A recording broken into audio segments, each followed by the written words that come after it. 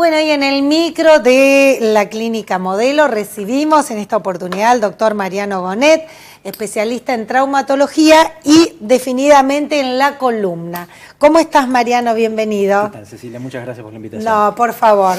Bueno, la columna, ¿qué tema? Recién en el corte le decía, la verdad que es como común, no sé, dolor en el cuello, en la lumbar, en el disco, en el ciático. La columna es amplia, ¿no? Sí, la columna es un punto que inclusive después de la pandemia aumentó un poquito más. ¿Ah, sí? Sí, hay mucha consulta. Hay mucho paciente que consulta por cervicalgia, estamos con el tema de los celulares, de la compu, eso genera mucha consulta, mucho paciente con dolor. La lumbalgia por ahí es el motivo de consulta más frecuente, seguramente asociado... ¿Lumbalgia a qué le llamamos? ¿Al dolor hay dónde? que definir bien dos cosas. Las más importantes es definir lumbalgia y definir lumbociatalgia. La lumbalgia es el dolor de espalda puro, sin irradiación a ninguna acá arriba, de las dos. en la parte arriba de la cola. Arriba de la cola. Sí. Esa es la lumbalgia pura. Después tenemos la lumbociatalgia, que es el dolor lumbar, que se irradia hacia la pierna, la famosa me atacó el ciático, que dice la gente. Claro. Ese es cuando ahí ya tenemos un componente más de hernia de disco. ¿Sí? Hay un disquito ahí que está provocando esta raíz nerviosa que llega hasta la pierna y es la que produce ese dolor irradiado desde la columna hacia la pierna.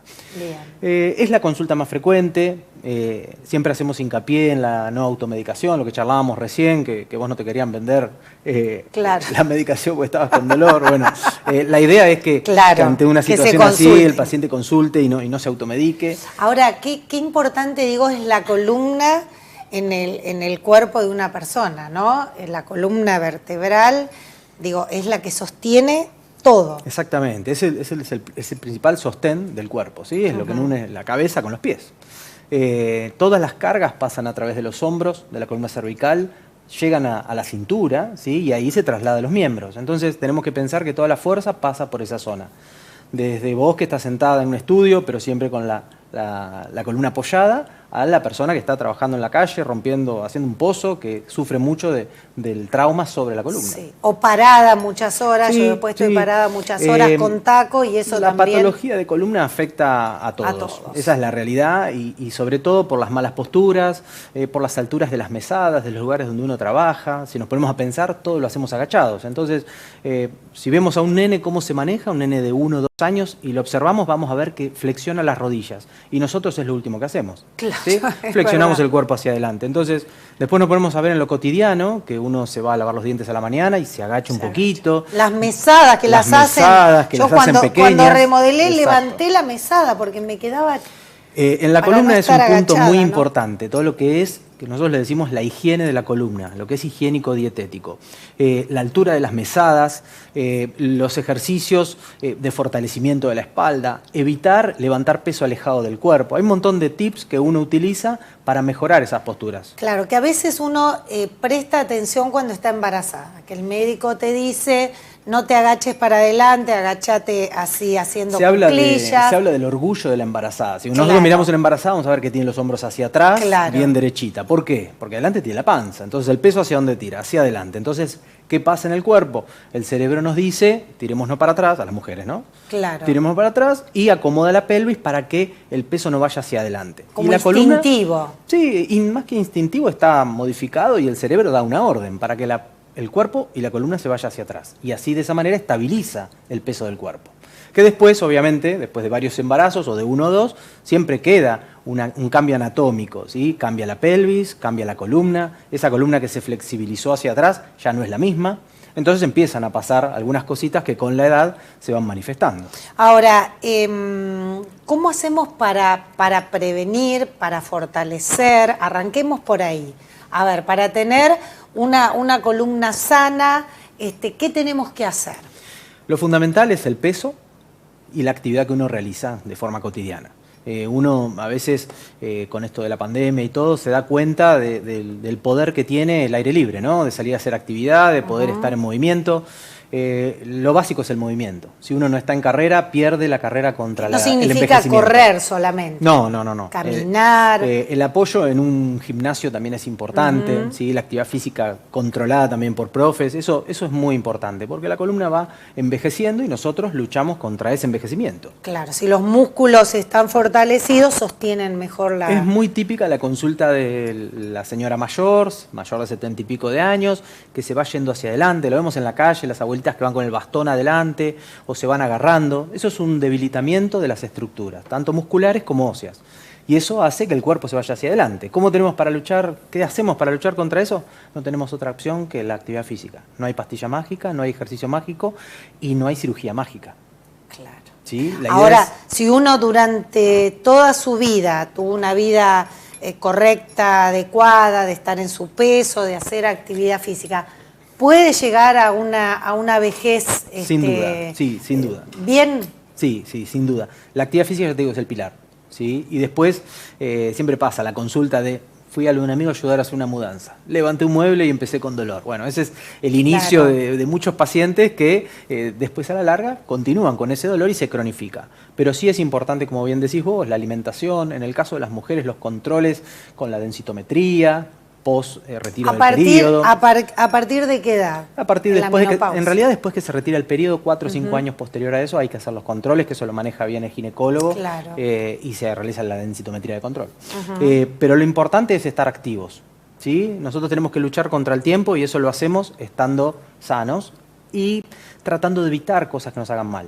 Sí, pero bueno, a veces es cuestiones de trabajo, que es imposible ir en contra de nuestra actividad laboral. Y también por ahí pensar un poco hasta que se internaliza esto de caminar derecha, saber apoyar, no sé, en las clases de expresión corporal nos enseñaban a apoyarnos contra la pared y salir caminando hasta que uno lo toma como un hábito natural.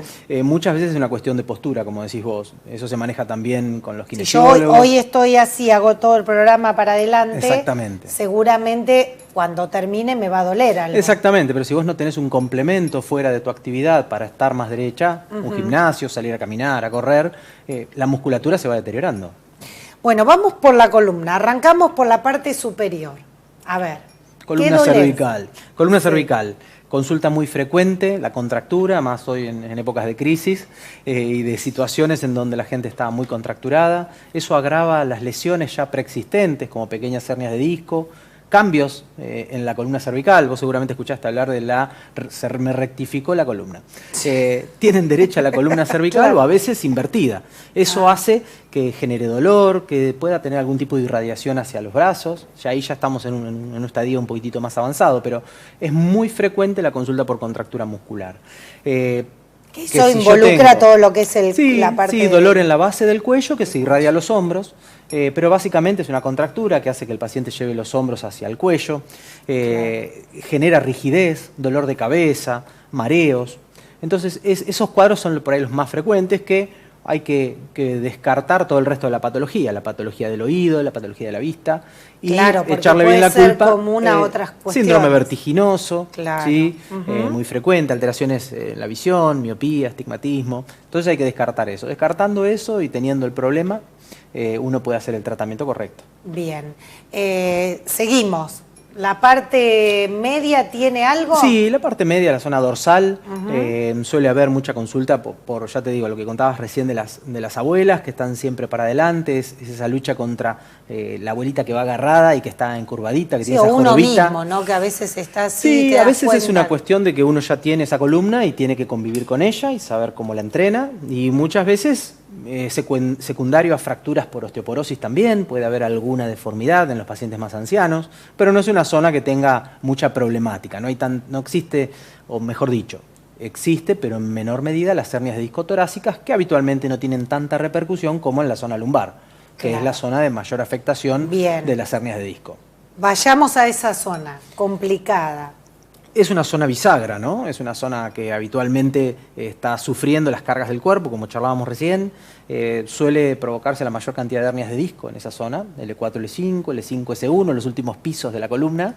Es ahí donde se producen las hernias de disco, ¿sí? Y es ahí donde se aprietan diferentes estructuras. ¿Qué pasa? Si yo voy y me dicen, tenés una hernia de disco, ¿qué? Si le hacemos una resonancia a toda la población, Sí. va a aparecer hernia de disco en más del 70% de la población. Ah, Tener mira. una hernia de disco no significa que uno tenga que operarse o tenga que hacer algo.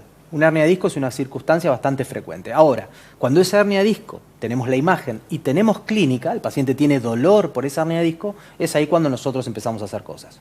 ¿Sí? El disco se deteriora, envejece como envejece nuestra piel. ¿Sí? Nos vamos poniendo un poquito más arrugados. Eso es normal. Sí. Es un envejecimiento normal que tiene el disco. Ahora, si yo ese disco lo compenso con un buen aparato locomotor, con buenos músculos, trato bien a los huesitos, siempre va a estar más contenido. Si yo tengo un episodio agudo de dolor y debuto con una hernia de disco, bueno, ya eso es distinto.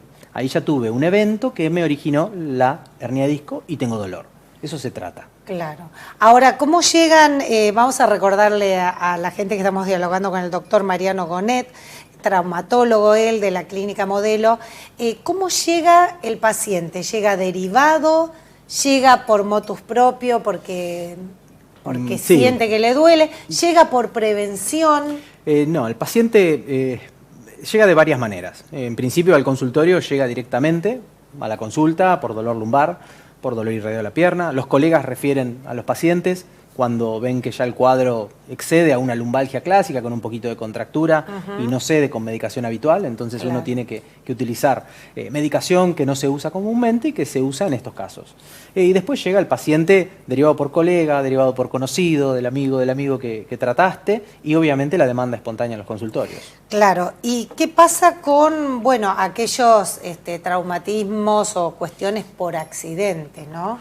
Bueno, eso es una problemática que vivimos en el hospital, más que por ahí en la parte privada, pero sí, en la parte privada también existen las caídas en la calle, típica de paciente mayor de 70 con osteoporosis que contábamos, y el caso de los accidentes de tránsito, que ya ahí tenemos lesiones más graves, habitualmente con algún tipo de compromiso neurológico, pero bueno, hoy día en la ciudad se están realizando intervenciones quirúrgicas para estabilizar esa fractura. ¿Sí? Sí, obviamente. Sí, todos los meses realizamos cirugías, por ahí no son cosas que tengan de público conocimiento porque hay pacientes que son graves y bueno, a veces no todos los pacientes Qué difícil, ¿no? La cirugía en la columna. Sí, la cirugía en la columna es delicada.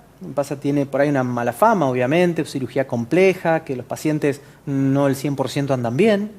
A veces los amigos de miembro superior inmovilizan un brazo y ya se resuelve un problema. En cambio, en la columna es un poquito más compleja, depende de muchas más variables que solo de una inmovilización, ¿sí? Entonces, tienen un poquito más de complejidad. Pero la realidad es que se realizan en la ciudad.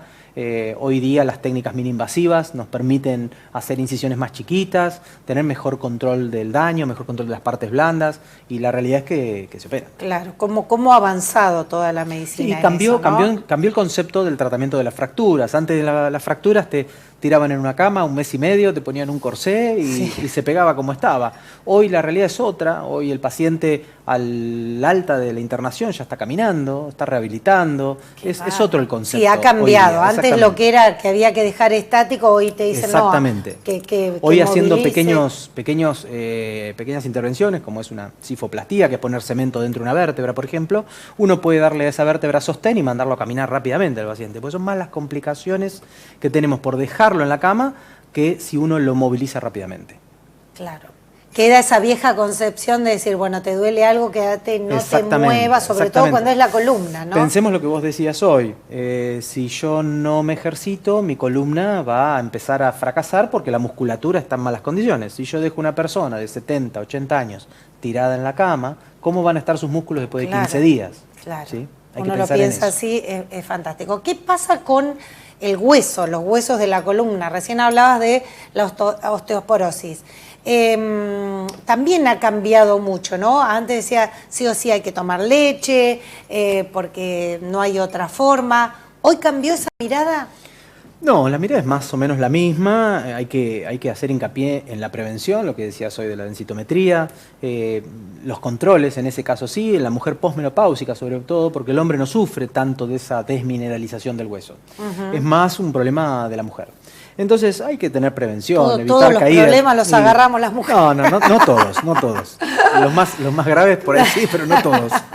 Pero bueno, lo importante es la prevención. Claro. ¿Sí? Y empezamos con la prevención desde que somos más jóvenes, más jóvenes que yo, y la actividad física, la buena alimentación, lo que vos decías. Claro, sí. Es importante todo esto, ¿no? Tomar conciencia, siempre nos gusta aquí desde Informadísimas hablar de la prevención, porque bueno, una vez que está, por suerte hay médicos especialistas como vos, que uno los va a ver y vas a encontrar la mejor opción y el mejor tratamiento, pero si uno puede ir evitando, y la verdad que la vida sana, la alimentación adecuada, no el extremo de que no comen nada, pero una cosa normal, natural, vivir también con felicidad, ¿no? Trabajar para eso también hace que uno esté mejor en el todos dolor los va de la aspectos. mano de la depresión, ¿no? El dolor, cuando una persona tiene dolor, aumenta si se siente mal, si está contenida o no está contenida, si tiene quien le extiende la mano o no.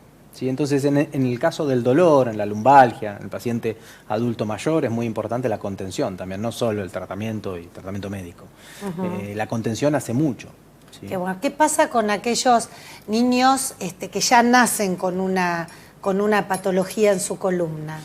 Bueno, ese es el caso de la escoliosis, que todos conocemos, que es una desviación de la columna. Es una variación, ¿sí? Que a veces, por más que uno la defina como una patología, pueden hacer una vida completamente normal. Habitualmente, del 100% de los pacientes, muy poco porcentaje, te diría un 2%, llega a una cirugía de realineación de su columna. Es o sea, lo muy importante es infrecuente. detectarlo rápido. El tema es controlarlo, tratarlo, saber hasta cuándo uno hace una observación, cuándo indica el famoso corsé, ¿sí? Claro. Para evitar que esa curva progrese.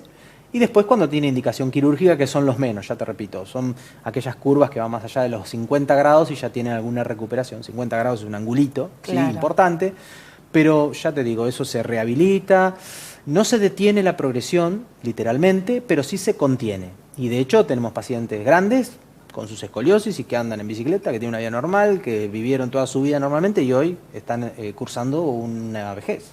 Claro. Normal. Claro, qué importante, cómo ha avanzado la medicina y esta especialidad en particular, para que, bueno, quienes tengan algún tipo de contratiempo a lo largo de la columna, bueno, puedan vivir tratándose y controlándose una vida plena, ¿no? Sí, hay muchas alternativas. Hoy no solo contamos con lo quirúrgico, sino también tenemos la posibilidad de hacer lo que hacemos nosotros, son bloqueos analgésicos. Cuando un paciente ¿qué son tiene los bloqueos? Bien, ¿Sabés? Porque yo buen siempre he punto. escuchado gente que dice, no, me voy porque me tengo que hacer un bloqueo. La patología de la columna tiene muchos lugares en donde puede haber dolor. La articulación, como hablamos recién, el disco propiamente dicho, la hernia que produjo ese disco. Entonces uno tiene posibilidad de hacer una medicación puntual en la zona del dolor, en lo que está provocando el dolor, y tiene una mejor llegada. No es lo mismo hacer un inyectable en un glúteo para que llegue la medicación a esa zona. De esta manera uno, guiado por tomografía o por radioscopía, puede tirar, yo siempre digo lo mismo, un balde de agua fría en un pequeño incendio. ¿Sí? Claro, no es hay la que solución. seguir con el tratamiento. No es la solución, claro. Pero nos va a dar una herramienta para disminuir la medicación, porque estos pacientes toman mucha medicación. Entonces nos permite disminuir la carga de medicación, que muchas veces usamos opioides, anticonvulsivantes. Entonces nos permite cambiar el cuadro de situación. Fuertes, claro. Sí, pero que tienen mala prensa, porque en realidad yo puedo tomar mucho tiempo diclofenac y me va a hacer un agujero en la panza. Claro. Sin embargo, hay medicación como opioides que a mí me permiten manejarlo, obviamente, con criterio médico y me permite tratar por un tiempo más prolongado este tipo de patologías. El bloqueo es un procedimiento ambulatorio muy sencillo, con menos de un 1% de complicaciones, prácticamente no existen, en donde uno puede tratar una patología y sacar al paciente de la cama rápidamente. Obviamente, como todo procedimiento médico, tiene éxitos y tiene fracasos, ¿sí? O no tienen el efecto que uno pretende en ese paciente. Por eso tiene que estar bien indicado y realizado por alguien que tenga experiencia. Pero no es lo único, es como para sacar de la emergencia. Exactamente. Y mientras tanto seguir con todo el tratamiento. Te vuelvo a repetir, me permite sacar al paciente de la cama. Sacarlo de la cama, moverlo, ya cambia la situación. ¿Sí? Existe también la radiofrecuencia que se utiliza de forma intradiscal y también en las articulaciones que están enfermas. Hay muchas herramientas hoy que antes no teníamos y que nos permiten no ir directamente a un tratamiento quirúrgico, sino evitar ese paso y tratar de, y ya te digo, sacar al paciente rápido de la cama y sacarlo a moverse. ¿No hay que abusar del bloqueo? El bloqueo se puede utilizar varias veces las que sean necesarias siempre y cuando tengan indicación. Existe indicación puntual del bloqueo.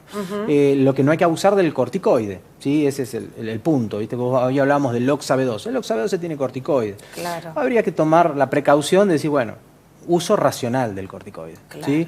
Pero sí, los resultados son buenos y muchos pacientes que están ahí en la línea entre operarse y no operarse, con un bloqueo salen adelante y evitan una cirugía. Muchas veces es patear el problema para adelante, pero no es lo mismo operar un chico de 25 que operar uno de 45. Entonces, si ganamos un periodo de tiempo, ya es un éxito. Sin dudas. Mariano, bueno, ¿dónde te encuentran? ¿En qué horario? Bueno, nosotros estás allí? estamos en la clínica Modelo, los días martes, miércoles y viernes. Y te dejé también el Instagram para contactarse. Bien, decilo. Es DR, como doctor, DR, Gonet, Sí. Gonet. A través de Instagram se pueden contactar. Bien. Yo ahí tengo un mail. Qué es bueno. un lugar por ahí de contacto, que no se contesta, quien lo maneja me pasa los Lo mensajes contestás vos. y los contestamos Qué bueno. 2 veces a la semana, 3, Sí. pero tratamos de ser un apoyo más cercano al paciente. Bueno, acá ya me quedan todos los datos. Si hay alguien que nos está viendo, nos está escuchando y quiere, bueno, yo se lo paso por privado para no equivocarse. Buenísimo. Así que está bueno. Mariano, muchísimas gracias. No, gracias a vos por la invitación. Bueno, y espero no tener que ir. No, esperemos que no, pero bueno, cualquier cosa a disposición. Uno nunca sabe. El doctor Mariano Gonet, traumatólogo, especialista en columna.